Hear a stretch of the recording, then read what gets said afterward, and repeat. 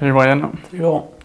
on va parler du curcuma, ou plus précisément la curcumine, en complément alimentaire, un anti-inflammatoire qu'on entend souvent. Qu'est-ce que tu peux nous dire? Utilisé également comme pigment dans l'alimentation avec sa couleur jaune très prononcée, c'est effectivement la curcumine qui est intéressante. Il y a d'autres curcuminoïdes présents, mais c'est celle-ci qui est principalement étudiée pour ses effets, comme tu l'as mentionné, anti-inflammatoires.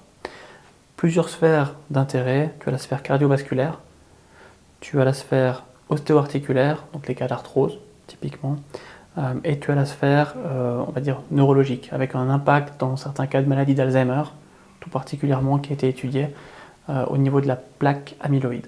Ok. Et c'est quelque chose de principal ou bien vraiment un type de patient, un type de cas où tu dis ah là la curcumine c'est vraiment ce qu'il faut?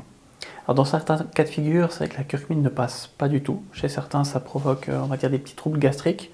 Chez certains, au niveau hépatique, ça passe pas très bien. Il faut savoir que c'est aussi une plante qui va stimuler la production de bile, qui va aussi stimuler ton foie.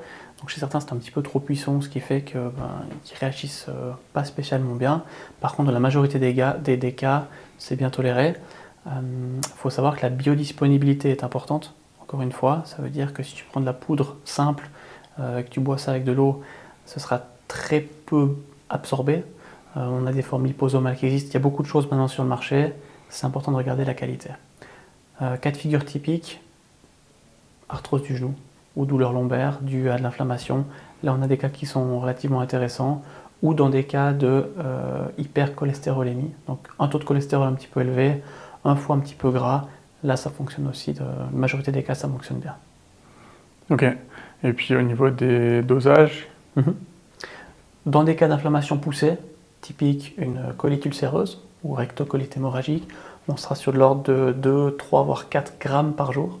Et dans des cas mineurs, on sera de l'ordre de 200, 250 mg standardisé en curcumine, 90% au moins, 1, 2, voire 3 fois par jour. Ok.